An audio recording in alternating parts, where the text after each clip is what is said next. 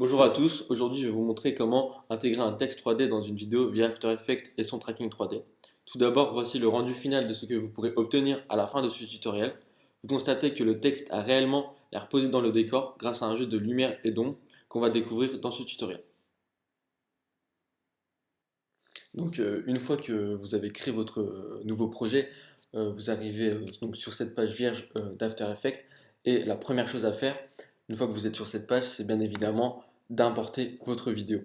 Donc vous allez dans Fichier, Importer et une nouvelle fois Fichier.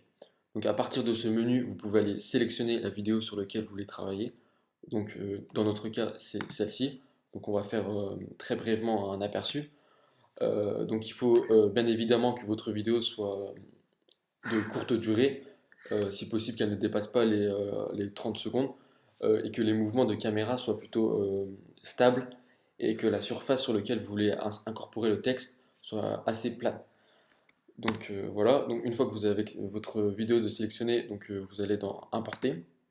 Donc voilà, l'importation se fait.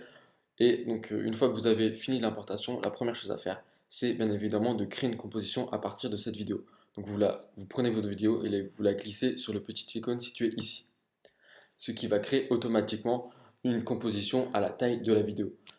Il y avait une autre possibilité pour créer la composition, c'est de créer une composition préalable, puis d'importer la vidéo, mais nous vous conseillons de passer par ce petit outil qui permet de faire les deux en même temps.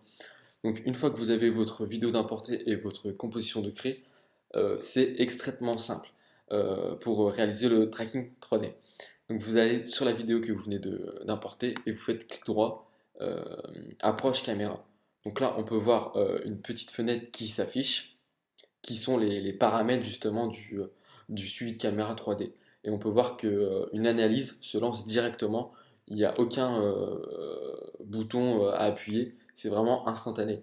Et donc une fois l'analyse terminée, vous pourrez directement vous incorporer votre texte. Donc vu qu'on peut voir ici le temps de l'analyse, donc environ 4 minutes, on se retrouve tout de suite dès que c'est terminé.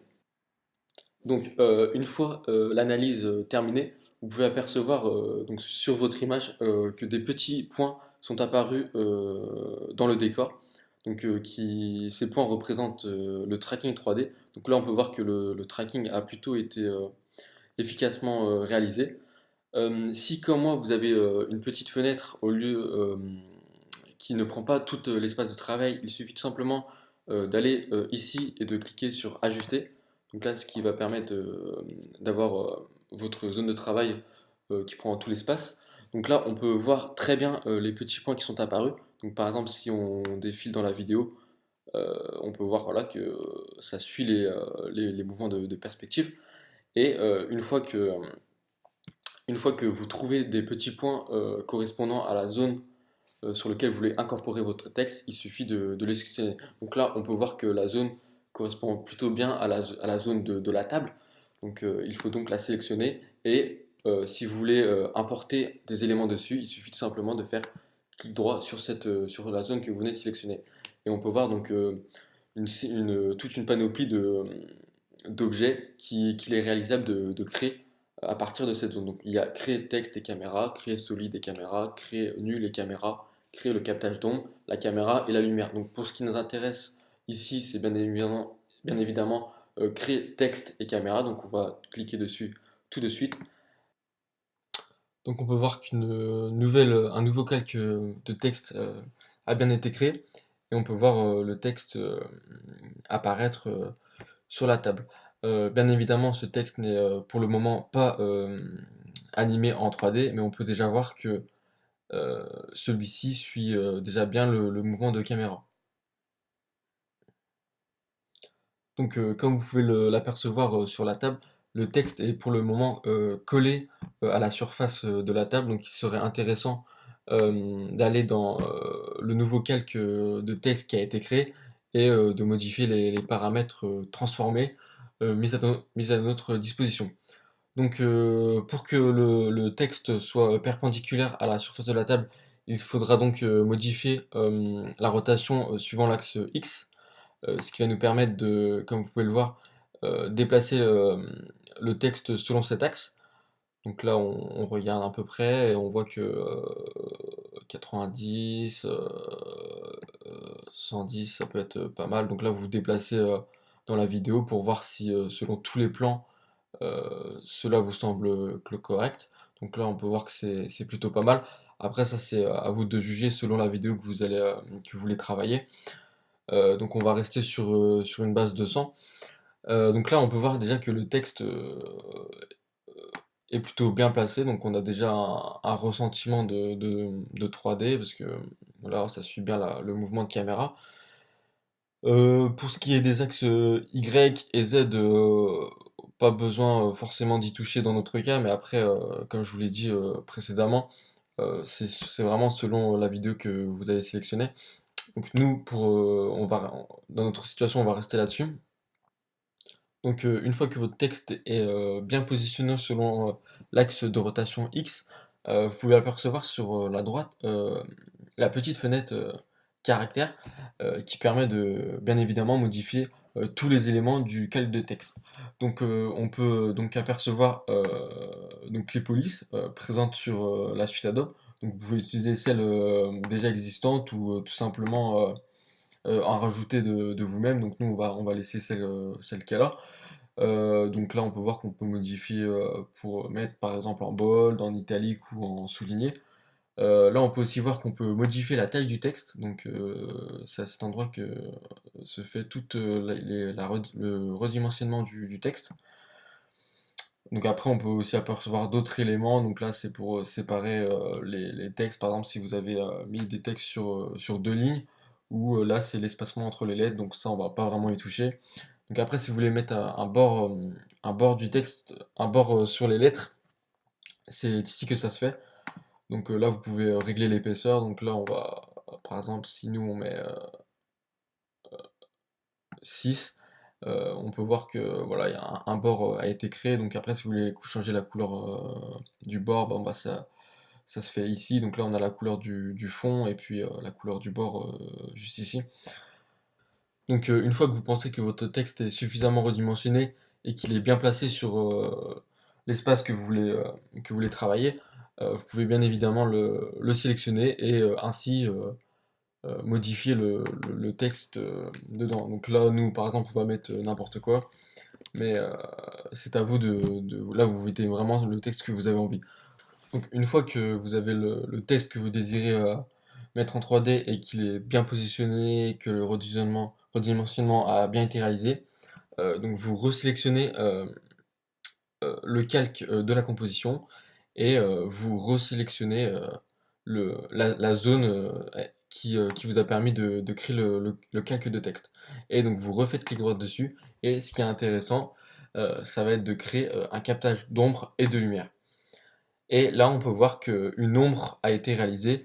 Là, bien évidemment, l'ombre ne matche pas du tout avec ce qui est la vidéo, car notre lumière vient du fond de la pièce, donc il va falloir la repositionner pour qu'elle s'adapte à la vidéo.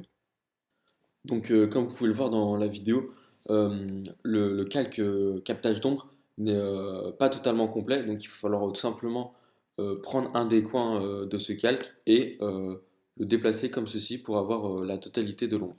Donc, une fois que votre ombre s'affiche correctement sur votre vidéo, il faut maintenant modifier la lumière qui a été créée pour créer cette ombre et la faire matcher à la lumière de votre vidéo. Donc pour ce faire, il vous suffit tout simplement d'aller dans Caméra active, de cliquer sur le petit menu déroulant situé ici et d'aller cliquer sur Vue personnalisée 1. Une fois que vous arrivez sur cette fenêtre, n'hésitez surtout pas à dézoomer pour que vous ayez une meilleure vision. Et donc on peut voir que la lumière qui a été créée pour créer l'ombre qu'on peut voir ici très brièvement, c'est celle-ci. Alors que la lumière de notre vidéo serait plutôt située ici. Donc il faut tout simplement déplacer cette lumière en appuyant sur un des trois axes. Donc là on va déplacer selon l'axe X. Donc on vient cliquer sur cet axe avec la touche Shift pour déplacer justement selon cet axe. Donc une fois que vous l'avez placé là où vous voulez, il faut venir déplacer selon les autres axes. Donc là, on ne se rend pas forcément bien compte. Euh, Donc on va aller se déplacer dans cette vue, donc en cliquant sur outils caméra unifié pour avoir une meilleure position. Donc là, on voit que la lumière est peut-être un peu trop basse, on va aller la remonter un peu. Donc là, on voit le Kobe réapparaître. Là, on voit que c'est un petit peu trop droit, donc on va aller modifier selon l'axe X pour mettre un peu sur la gauche, comme dans notre vidéo. Et une fois que ça vous semble pas mal, bah, vous retournez dans votre vue caméra active.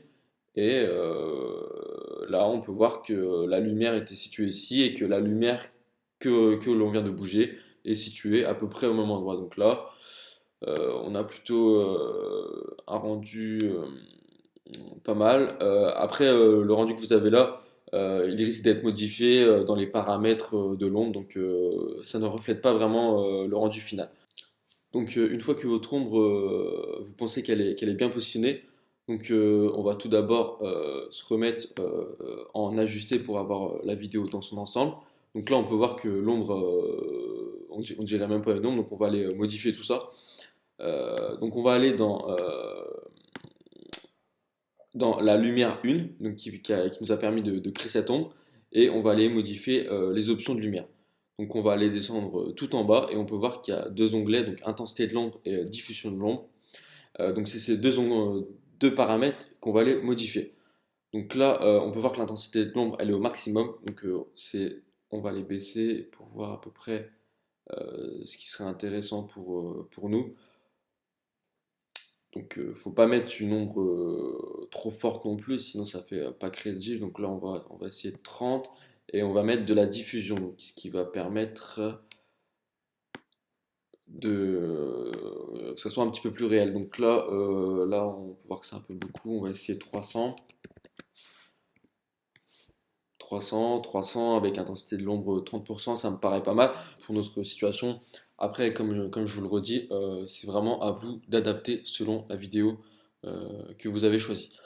Cependant, on peut apercevoir sur la vidéo que la jonction entre l'ombre et les lettres n'est pas très bien effectuée. En effet, c'est pas très bien lié. Donc on va aller cliquer sur le calque captage d'ombre. Et donc les trois axes de rotation vont apparaître. Et là, on va aller cliquer sur l'axe X en appuyant bien évidemment sur la touche Shift pour aller déplacer l'ombre pour qu'elle touche vraiment le bas des lettres, plutôt comme ceci. Donc une fois que nous en sommes là, vous vous souvenez peut-être que la couleur du texte que nous avions mis au début n'était pas la couleur noire et que la couleur avait changé au moment où nous avions décidé de mettre justement le calque d'ombre. Donc pour remédier à ce problème, il vous suffit tout simplement d'aller dans calque, créer, et on va créer une lumière ambiante qui va permettre d'éclairer la face non éclairée justement. Donc là, vous mettez le nom que vous voulez. Donc là, vous allez bien dans type de lumière, donc vous mettez ambiante. Au niveau de la couleur, donc là, vous pouvez laisser blanc, ça pose pas vraiment de problème. Et donc dans l'intensité, moi je vous conseille de mettre entre 50 et 60. Après, tout dépend de la vidéo. Donc là, on va tester avec 60 et normalement la couleur jaune qu'on avait décidé de mettre au début devrait revenir. Voilà, donc là on a bien la couleur avec le contour qu'on avait décidé au début. Donc on va pouvoir continuer le tuto. Donc une fois que nous en sommes là, nous allons passer à la deuxième grosse partie du tutoriel, c'est-à-dire l'extrusion des LED pour donner le côté de 3 dimensions. Donc pour ce faire, il faudra donc modifier le système de rendu, donc accessible via le petit bouton qui est situé ici, et aussi accessible via composition et paramètres de la composition, options avancées et système de rendu. Donc là, on peut voir qu'on peut changer. Donc on va aller se mettre en 3D avec lancer de rayon.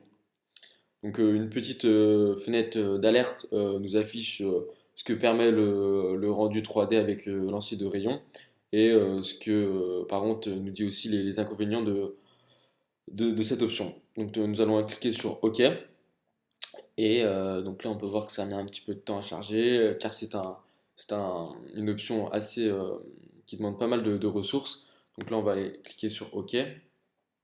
Donc là, on peut voir la barre de changement qui se met en route. Donc là, ça risque d'être un petit peu long. On se retrouve dès que c'est fini. Donc voilà, la petite barre de changement que vous aviez pu voir ici est terminée. Donc on peut voir que les contours ont disparu, que l'ombre et les lettres ont un peu été décalées. Donc ça, il faudra les repositionner bien. Mais pour éviter justement des temps de chargement trop longs, je vous conseille de recliquer sur 3D avec lancer de rayon et d'aller dans Options et de baisser un peu la qualité du lancer de rayon et de mettre boîte au lieu de cubique pour justement éviter les chargements trop longs. Donc là, on va même baisser, on va les mettre 2. On va mettre OK. Là, on va recliquer sur OK. Donc là, on peut voir que c'est un petit peu plus rapide. Donc ça reste assez long. Donc là, ce que je vous conseille de faire aussi, c'est au lieu de mettre intégral, vous mettez un demi, voire un tiers. Donc là, nous, on va les mettre un demi. Et sur cette petite icône, là, vous pouvez mettre ébauche ou ébauche rapide. Après, vraiment, ça dépend de si vous avez un ordi puissant ou pas. Sachant que dans ébauche rapide, l'ombre, les paramètres de l'ombre sont effacés. Mais il vous suffit tout simplement de remettre résolution adaptive et là on peut voir que la diffusion de l'ombre se remet. Bon là c'est plus très beau parce que voilà, comme je vous l'ai dit, on est passé en 1,5, en intégral. Donc là c'est vraiment pour travailler plus rapidement. Après au moment de l'exportation, vous inquiétez pas, la qualité sera optimale. Donc une fois que vous avez bien compris les paramètres du nouveau moteur 3D avec lancer de rayon, euh, on va pouvoir continuer le tuto, sachant que, comme je vous l'ai dit, il va falloir jongler très régulièrement entre les différentes options mises à notre disposition, donc que ça soit en intégrale, en un tiers, en un quart, et là les résolutions adaptatives, ébauche rapide, sachant que la résolution adaptative prend en compte les options que vous avez mis ici. Par exemple, si vous mettez 6 et avec un filtre de lissage boîte, vous mettez OK et que vous voulez récupérer les options que vous venez de mettre là, il faudra aller les chercher dans résolution adaptative, euh, tout simplement. Donc avant de continuer plus en détail dans l'extrusion des caractères, on va aller tout simplement remettre bien l'ombre et les lettres pour que ça soit vraiment bien lié. Donc là, il suffit tout simplement d'aller modifier l'axe Z, toujours en appuyant sur Shift pour histoire de le remonter un petit peu. On va le mettre là. Et après, vous passez sur le calque de texte et vous déplacez l'axe Y, toujours en appuyant sur Shift, vous le descendez un petit peu. Voilà, je pense que ça peut faire l'affaire. Donc voilà, donc on va rester comme ça. Donc on va pouvoir continuer. Donc une fois que nous en sommes là, nous allons pouvoir nous consacrer à ce qui nous intéresse le plus, c'est-à-dire mettre en 3D le texte ou l'extruder. Donc pour cela, donc nous allons sur le calque de texte, nous cliquons sur le menu déroulant, donc on ferme ce qui était déjà ouvert, et on peut voir que vu que maintenant nous sommes en 3D avec lancer de rayon, des nouvelles options ont été ajoutées, donc options de géométrie. Donc nous allons cliquer dessus. Et on peut voir donc il n'y a pas beaucoup de paramètres mis à notre disposition, mais on peut voir que ce qui nous intéresse est présent. Donc profondeur d'extrusion. Donc c'est ce paramètre-là qu'il va falloir augmenter si vous voulez créer un effet 3D. Donc là on va aller mettre 8. Donc on peut voir que ça charge et on peut voir que le texte est directement mis en relief. Donc on va aller tourner un petit peu avec la caméra. Et voilà, donc après, à vous de juger ce que vous voulez mettre comme profondeur d'extrusion. Donc nous, on va laisser à 8, ce qui me paraît plutôt correct. Donc vous pouvez apercevoir déjà que le rendu est plutôt correct. On commence à avoir quelque chose de plutôt pas mal. Après, ce qui est intéressant de remarquer, c'est qu'une fois qu'on a mis le 3D avec lancer de rayon, et le contour blanc qu'on avait décidé de mettre au début a disparu. Donc si vous voulez le retrouver, il faudra tout simplement décider de rajouter un biseau si tu es toujours dans option de géométrie, Donc là, vous allez dans style de biseau et vous choisissez angulaire, concave ou convexe. Après, c'est à vous de voir. Donc si vous mettez un des trois, bah, vous allez retrouver simplement le contour que vous aviez au début. Et après, vous pourrez régler la profondeur du biseau. Et tout simplement. Après, un autre paramètre qui serait intéressant de mettre en évidence, c'est la profondeur euh, d'extrusion des trous.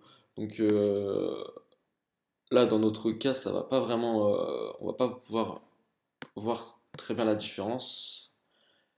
Mais en gros, c'est si vous voulez que, par exemple, le trou dans le haut, si vous voulez qu'il soit plus ou moins large, en fait, bah, c'est ici que ça se passe. Et ça le fait aussi pour toutes les lettres, par exemple le trou dans le B, dans le E. Donc là, nous, on va laisser comme c'était, c'est-à-dire à 100, pour que ça fasse des lettres assez fines. Donc après, c'est vraiment à vous de voir comment vous voulez mettre votre texte. Euh, c'est vraiment une question de goût.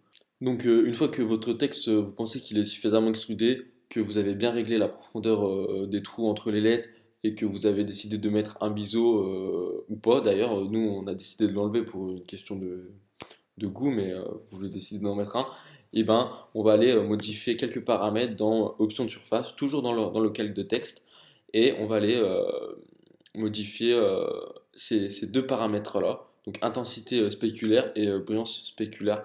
Donc en fait, c'est pour gérer comment la lumière se reflète sur les lettres. Donc je sais pas si sur notre exemple ça va être vraiment très marquant, mais ça peut faire son petit effet dans certains cas. Donc intensité spéculaire, on va le baisser pour que vous vous rendiez compte de à quoi ça sert.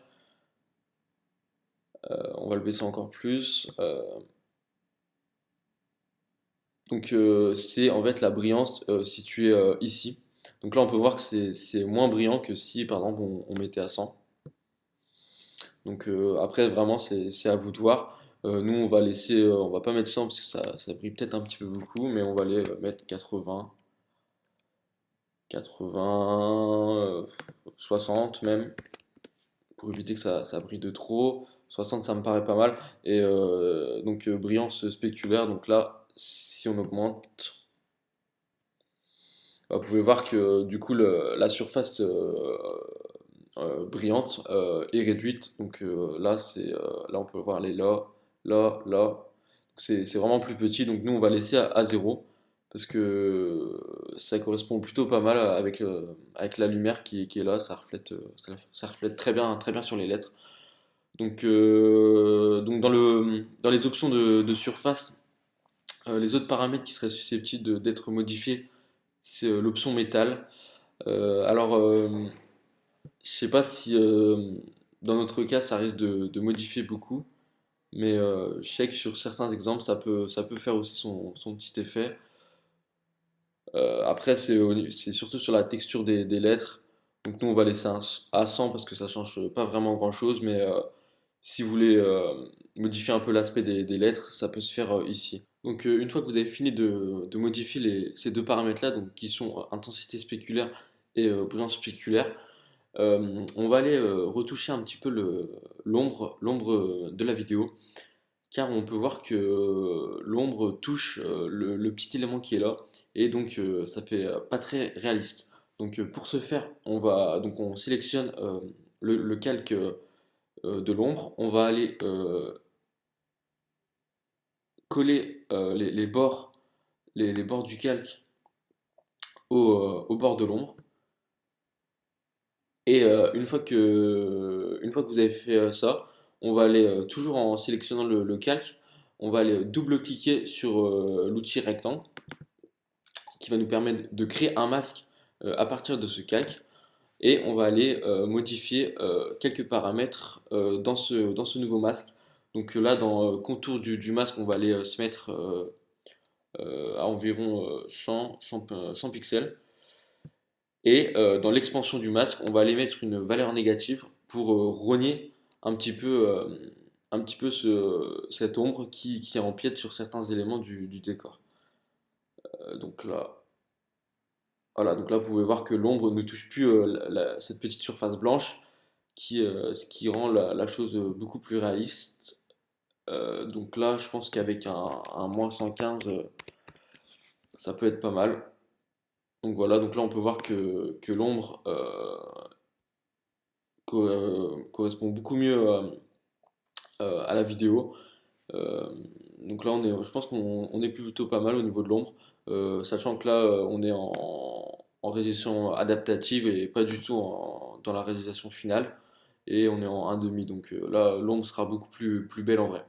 Donc une fois que vous avez fini avec la modification de l'ombre, que le texte est suffisamment extrudé, et que vous avez vraiment fait toutes les modifications sur le texte et sur l'ombre, bah, vous avez presque fini le tuto. Après, voilà, vraiment, si vous voulez être plus dans les détails, le système de rendu 3D avec lancer de rayon vous permet d'animer le texte qui est posé sur notre table, dans notre cas. Et après, à partir de là, vous aurez accès à toute la panoplie d'animation que vous avez l'habitude d'utiliser sur les cales de texte. Donc ça va vous permettre de, par exemple, décaler les lettres, faire que les lettres apparaissent l'une après l'autre, parce que effectivement, si vous mettez toutes les propriétés de transformation et, euh, activer la 3D par caractère, et ben vous voyez que vous avez accès au petit chronomètre qui permet toutes les animations sur After Effects. Donc à partir de là, vous pouvez vraiment vous amuser sur vraiment l'animation des LED. Donc vous pouvez les déplacer selon tous les axes. Vraiment, vous avez vraiment pas mal de choses à faire. Donc là, on va pas vous montrer d'animation spécifique, mais vraiment, si vous avez l'habitude d'animer des textes sur After Effects, bah là, vous pouvez vraiment vous faire plaisir. C'est vraiment la même chose. Vous avez juste à utiliser les paramètres à votre disposition. Donc une fois que vous pensez avoir fini de paramétrer toutes les options à votre disposition, bah, il vous suffit tout simplement d'exporter votre vidéo à la qualité que vous voulez. Donc je dis ça parce que les temps de rendu peuvent être extrêmement longs. Donc après, c'est à vous de voir si vous pensez avoir un ordi assez puissant pour mettre la qualité optimale, bah, mettez la qualité optimale, ou alors baissez un petit peu si vous pensez que votre ordi n'est pas assez puissant pour exporter en qualité optimale. Après, voilà, faut voir avec le temps de rendu, ça peut être extrêmement long. Nous, dans notre cas, ça a mis plus de 5 heures. Donc vraiment, c'est à vous de voir. Donc j'espère que ce tuto sur le tracking 3D et l'incrustation de texte 3D vous a plu, et on se retrouve la prochaine fois pour un nouveau tutoriel.